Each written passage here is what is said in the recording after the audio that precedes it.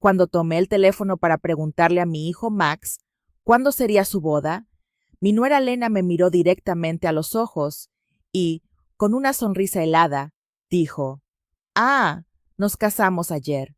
Solo invitamos a personas especiales». Esas palabras me golpearon como un cubo de agua fría. Personas especiales. Yo, que durante 3 años había pagado su renta mensual de $500, comprado cada mueble de su casa y llenado su refrigerador cuando no tenía nada para comer. Yo no era una persona especial. Me quedé allí, en la sala de mi propia casa, sosteniendo el teléfono como si pesara 1000 kilos, mientras veía a mi hijo evitar mi mirada y a Lena acomodarse en el sofá que yo había comprado para ellos. El vestido rosa pálido que había elegido para su boda colgaba inútilmente en mi armario, junto con los zapatos nuevos y la ilusión de ser parte del día más importante de la vida de mi único hijo. Había gastado $200 en ese vestido, pensando en lo bien que luciría en las fotos de la boda de Max, fotos en las que nunca aparecería. Durante semanas, había planeado cada detalle. Había apartado dinero para darles $1000 como regalo de boda. Llamé a mi hermana Diana en Chicago para contarle la buena noticia. Limpié mi casa de arriba a abajo, pensando que tal vez vendrían a celebrarlo conmigo después de la ceremonia. Todo eso se desmoronó en un segundo con esas 4 palabras venenosas. Solo personas especiales. Finalmente, Max levantó la vista y dijo con una voz que sonaba ensayada: «Mamá, fue algo íntimo, muy pequeño, solo nosotros y los testigos». Pero sabía que era mentira. Vi las fotos en redes sociales, vi a los padres de Lena posando orgullosos junto a los recién casados, vi a sus hermanos brindando con champán, vi el vestido blanco de Lena, que yo había ayudado a pagar con los $800 que le di el mes pasado para sus gastos personales. Vi todo lo que no debía ver. Una semana después, exactamente 7 días después de esa humillación, Lena me llamó con una voz completamente distinta. Ya no era la mujer segura que me había excluido de su boda. Ahora sonaba desesperada, casi suplicante. «Renate, la renta está atrasada. El casero nos está presionando y dice, si no pagamos esta semana, nos echará. Se te olvidó hacer la transferencia». Su voz temblaba levemente, como si el mundo se estuviera acabando. Me quedé en silencio unos segundos, recordando todas las veces que había corrido al banco para hacer esa transferencia. Todas las veces que cancelé mis propios planes para asegurarme de que tuvieran un techo sobre sus cabezas. Todas las veces que comí frijoles con arroz para poder darles dinero para sus caprichos. Y ahora, después de haberme excluido del momento más importante de sus vidas, tenían la audacia de llamarme como si nada hubiera pasado. «Lena», dije con una calma que incluso me sorprendió a mí misma, «¿no te advertí que solo ayudo a personas especiales?».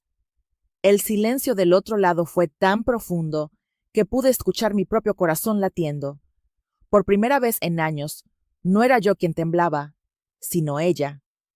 «Renate, no entiendo», tartamudeó. «Siempre fuimos especiales para ti. Eres como una segunda madre para mí». «¿Mentiras? Todo mentira», envuelta en esa voz dulce que solo usaba cuando necesitaba algo. La misma voz con la que me pidió dinero para el vestido de boda, para la luna de miel, para los anillos, que yo ayudé a financiar sin saber que jamás vería la ceremonia en la que se intercambiarían. Durante tantos años, viví con la sensación constante de caminar sobre cáscaras de huevo, midiendo cada palabra, cada gesto, cada regalo, esperando obtener una migaja de cariño de mi propio hijo. Fui la madre perfecta, la suegra complaciente, la proveedora silenciosa que nunca protestó cuando me trataron como si fuera invisible. Pero esa frase, solo personas especiales, despertó en mí algo que había estado dormido durante demasiado tiempo. Empecé a calcular mentalmente cuánto dinero había gastado en ellos durante esos 3 años. Entre la renta, la comida, los regalos, las emergencias y sus caprichos, superaba los $20,000. $20,000 que había tomado de mi jubilación, de mis ahorros, del dinero que me dejó mi difunto esposo para poder vivir mis últimos años con tranquilidad. ¿Y para qué todo eso? Para ser tratada como una desconocida en el día más importante de la vida de mi hijo. Esa noche, después de colgar, me senté en mi cama y lloré. Pero no eran lágrimas de tristeza, eran lágrimas de ira, de frustración acumulada, de años de humillación silenciosa. Lloré por todas las veces que me hicieron sentir que mi amor era una carga, que mi presencia era un estorbo, que mi dinero era lo único que tenía para ofrecer. Lloré por la madre tonta que había sido, por la mujer que se perdió a sí misma tratando de ser indispensable para quienes la consideraban prescindible. A la mañana siguiente, algo dentro de mí había cambiado. No era solo el dolor de la traición, era algo más profundo, más frío. Me levanté y me miré al espejo del baño. Los mismos ojos cansados de siempre, las mismas arrugas que contaban historias de años dando amor sin recibirlo a cambio. Pero había algo más en mi mirada, una dureza que no reconocía, una determinación enterrada bajo años de sumisión.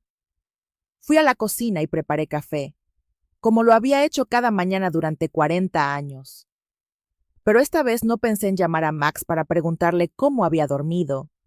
No revisé mi teléfono esperando un mensaje suyo pidiendo disculpas por la humillación del día anterior.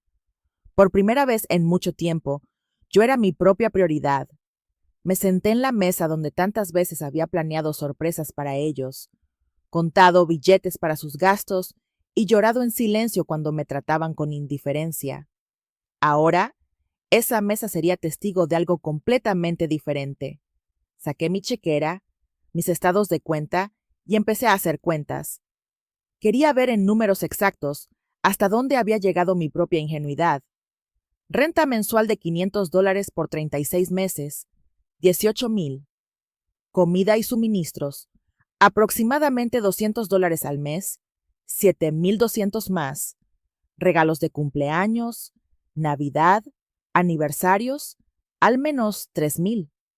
Emergencias médicas de Lena, 800. El préstamo del coche que nunca me devolvieron, 2,500. La reparación del aire acondicionado en su departamento, 600. Los muebles de la sala, 1,200. 33,400. Esa era la suma exacta de mi generosidad. $33,400 que había desperdiciado del patrimonio de mi esposo, de mi pensión, de los